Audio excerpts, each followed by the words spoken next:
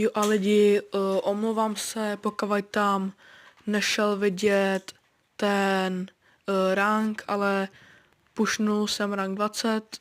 na Berio, tak doufám, že vás tady ten video, teda tohle video, nebo tenhle short bavil a čus.